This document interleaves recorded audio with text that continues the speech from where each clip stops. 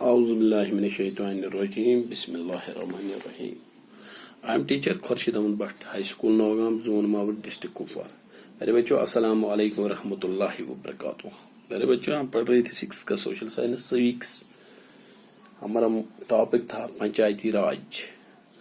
کل ختم کیا, پورے سوال لکھے, پڑھا بھی. آج ہم دوسرا لیسن پڑھنے جا رہے ہیں, پنچایتی راج ان جموں اینڈ کشمیر. پنچایتی راج آپ نے پڑھ لیا پیچھے, پنچایت راج کیا ہے, لیکن یہاں جموں اینڈ کشمیر کی بات ہے. جموں اور کشمیر میں کس طرح کا پنچایتی راج ہے. پہلے میں پنچایت راج ایک پروسیس ہوتی ہے, یہ ایک برج بن جاتا ہے گورنمنٹ اور لوگوں کے درمیان. پنچایت اس لیے ہوتی تاکہ لوگ دور رہتے تھے گورنمنٹ سے, ان کاموں سے ان کو جانکاری نہیں ملتی تھی لوگوں کو. اس لیے یہ کہا گیا کہ اب ہم پنچایتیں بنائیں گے, پنچایت راج لگائیں گے, پنچایت سسٹم بنائیں گے, جس سے لوگوں کو سکیمیں سمجھ میں آ جائیں گے. گورنمنٹ کی کیا سکیم ہے, ڈیموکریٹک کس چیز کو کہتے ہیں, حکومت کس چیز کو کہتے ہیں, انہیں بھی تھوڑا اس کا اثر. کشمیر میں پنچایتی راج شروع ہوا تھا مہاراجہ ہری سنگھ کے دور میں 1935 میں انہوں نے کچھ پنچایتی رولرز کو رکھا تھا تاکہ وہ لوگوں سے کیا کرتے تھے, ٹیکس کرتے تھے, ٹیکس یا اور کچھ لوگوں کی بات ان تک پہنچاتے تھے, ان کی بات لوگوں تک پہنچاتے تھے, لگا تھا. Panchayati Raj with two-tier system was introduced in the erstwhile state of Jammu and Kashmir during Maharaja Hari Singh in rulers 1935. یہ 2 ٹیر والا سسٹم تھا, 2 ٹیر والی گاڑی تھی. یہ بائک تھی, ایک یہ خود اور دوسرا یہ حکومت کے ساتھ کنٹیکٹ میں رہتے تھے. was mainly dropped to attract revenue collections and loyalty to them. یہ زمین کے بارے میں, ریونیو ریکارڈز کے بارے میں ان سے بات ہوتی تھی, یا رینومریشن جو میں نے بھی بولا, ٹیکس وغیرہ لیتے تھے اور مہاراجوں تک پہنچاتے تھے, اس لیے بھی تھے یہ پنچایتی raj. System with social welfare scheme like road maintenance. Social welfare اسکیموں کی طرف پنچایت کو توجہ دینی پڑتی ہے, اور یہ روڈ مینٹیننس کی طرف یہ ہم نے پڑھا. ٹری پلانٹنگ, پیڑوں کو بچانا ہے اور لگانے بھی ہیں پیڑ. ہاسپٹلز ہونے چاہیے, اسکول ہونے چاہیے, ایجوکیشن. گورنمنٹ سکیمز جو نئی آئی ہے, ان کے بینک سکیمز جو آئی ہیں, ان کے بارے میں پتہ چلنا چاہیے لوگوں کو. گاؤں میں ایسا پتہ نہیں ہوتا تھا, تب پنچایتی راج آئی, ایک برج بنا گورنمنٹ اور لوگوں کے درمیان, تو اس نے سمجھایا لوگوں کو بھی تھوڑا بہت پتہ چلا.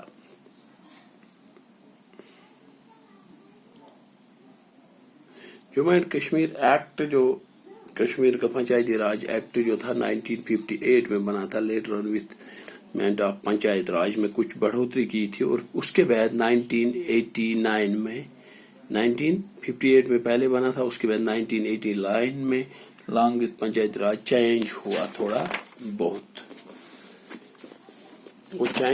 بہت, اور اپروڈ ہوا گورنمنٹ کے لیے سامنے کہ اب 3 ٹائر سسٹم ہم جو بنائیں گے.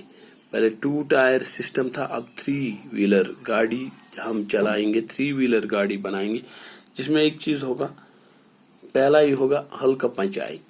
گاؤں کی پنچایت کو بنایا جائے گا, اس میں چیئرمین رہے گا, سرپنچ, ممبر اس کے, اور پنچایت جو بلاک کا VLW ہوتا ہے, ولیج لیول ورکر جو ہوتا ہے, وہ بھی رہے گا, چیئرمین اس کا سرپنچ رہے گا, اور پنچ بھی رہیں گے ساتھ میں. پھر اس کا دوسرا ٹیئر ہوگا بلاک ڈیولپمنٹ کونسل. بلاک میں پنچایت کا کوئی آدمی نہیں رہتا تھا, وہاں ملازموں کے ساتھ ہی اس کا کنٹیکٹ رہتا تھا. اب یہ دوسرا سسٹم بنایا بلاک ڈیولپمنٹ کونسل, وہاں چیئرمین رہے گا, الیکٹڈ فار آل سرپنچ. جو سرپنچ بنائے ان کو کس نے چنا, لوگوں نے, جو وہاں گاؤں کے لوگ ہوتے انہوں نے ووٹ ڈالے. کل بھی ہم پڑھ رہے تھے پنچایتی راج میں کیسے سرپنچ بنتا ہے, تو آج میں پھر بھی ہو رہا ہوں, وہ سرپنچ بن جاتا ہے گاؤں کے لیول پہ, اور پنچ بن جاتے ہیں محلے کے لیول پہ, لوگ ووٹ ڈالتے ہیں. لیکن جب یہ BDC بلاک ڈیولپمنٹ کونسل ممبر چنا جائے گا, وہاں ووٹ کرتے ہیں سرپنچ, پنچ نہیں سرپنچ, اور جو یہ آدمی ہوگا یہ بھی سرپنچ ہونا چاہیے یا کوئی پنچ اسی میں سے ہونا چاہیے. تو اس کو ووٹ ڈالتے ہیں وہاں پہ کون, لوگ اس کو ووٹ ڈالتے ہیں وہاں वही लोग जो वहाँ क्या बनाए थे, सरपंच पंच, वही चुनते हैं फिर बीडीसी ब्लॉक डेवलपमेंट काउंसिल को। Chairman elected for all sarpanch, जो सरपंच तमाम सरपंचों ने वही वोट डालते हैं और लास्ट में एक ब्लॉक डेवलपमेंट काउंसिल बनाया जाता है। उसमें all sarpanches are the member of BDC, तमाम सरपंच उसके मेंबर होते हैं, बीडीसी के मेंबर होते हैं ब्लॉक डेवलपमेंट काउंसिल के, और सेक्रेटरी उसका होता है ब्लॉक डेवलपमेंट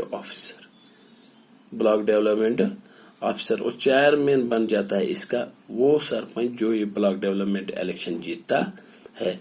फिर एक बार फिर हो गई ये ब्लॉक तक, अब बोला नहीं, इसको डिस्ट्रिक्ट तक ले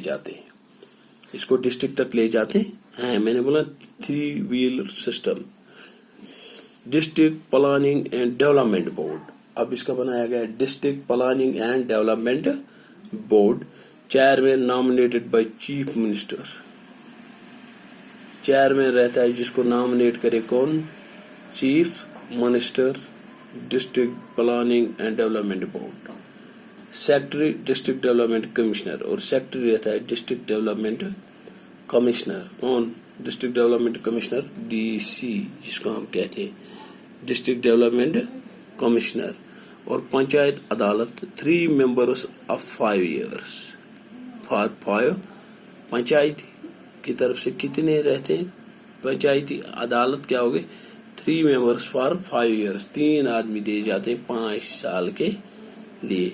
अब district planning and development board में कौन रहता है, chairman nominated by chief minister, और सेक्रेटरी डिस्ट्रिक्ट डेवलपमेंट कमिश्नर। ये 2 आदमी रहते हैं, एक नॉमिनेट करता है चेयरमैन को, नॉमिनेट करता है चीफ मिनिस्टर, और सेक्रेटरी को बनाता है, और सेक्रेटरी खुद ही वहां ही होता है district DDC, district development commissioner.